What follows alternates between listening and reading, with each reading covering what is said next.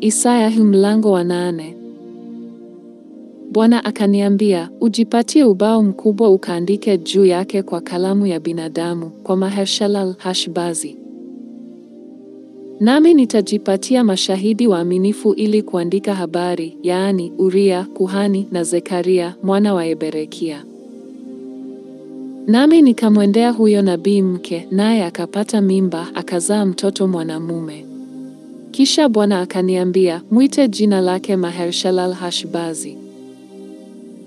Kwa maana kabla mtoto huyo hajapata kujua kusema, Baba yangu na mama yangu, hazina za Dameski na mateka ya Samaria yatachukuliwa mbele ya mfalme wa Ashuru. Kisha Bwana akasema nami mara ya pili, akaniambia, kwa sababu watu hawa wameyakataa maji ya Shiloa yapitayo polepole, na kufurahi kwa ajili ya Resini na huyo mwana wa Remalia. Basi sasa angalia, Bwana aleta juu yao maji ya huo mto, yenye nguvu, mengi sana, nayo ni mfalme wa Ashuru na utukufu wake wote. Naye atakuja na kupita juu ya mifereji yake yote, atafurika juu ya kingo zake zote, naye atapita kwa kasi na kuingia Yuda, atafurika na kupita katikati, atafika hata shingoni, na kule kuyanyosha mabawa yake kutaujaza upana wa nchi yako, Imanueli.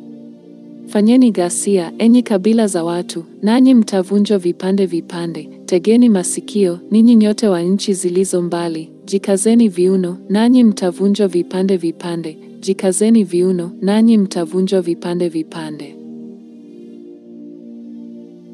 Fanyeni shauri pamoja, nalo litabatilika. Semeni neno, lakini halitasimama, kwa maana Mungu yu pamoja nasi. Maana Bwana aliniambia hivi kwa mkono hodari, akanifundisha nisiende katika njia ya watu hawa, akisema, msiseme ni fitina katika habari za mambo yote ambayo watu hawa watasema ni fitina. Msihofu kwa hofu yao, wala msiogope. Bwana wa majeshi ndiye mtakayemtakasa, na awe yeye hofu yenu, na awe yeye utisho wenu.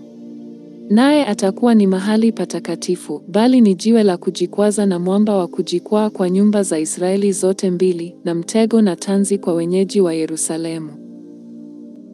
Na wengi watajikwaa juu yake, na kuanguka na kuvunjika, na kunaswa na kukamatwa. Ufunge huo ushuhuda, ukaitie muhuri sheria kati ya wanafunzi wangu. Nami nitamngojea Bwana, awafichaye uso wake nyumba ya Yakobo, nami nitamtazamia. Angalieni, mimi na watoto hawa niliopewa na Bwana tu ishara na ajabu katika Israeli, zitokazo kwa Bwana wa majeshi, yeye akaye katika mlima Sayuni.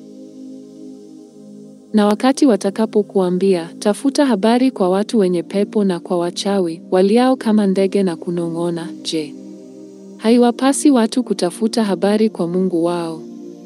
Je, waende kwa watu waliokufa kwa ajili ya watu walio hai?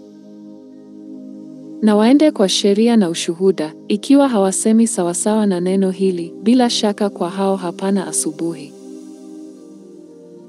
Nao watapita katikati yake, wamedhikika sana na kuwa na njaa, na itakuwa watakapoona njaa, watalalamika na kuapa kwa mfalme wao, na kwa Mungu wao, na kuelekeza nyuso zao juu. Nao wataiangalia nchi, na tazama, shida na giza. Hapana changamko kwa sababu ya dhiki, nao watafukuzwa na kuingia katika giza kubwa.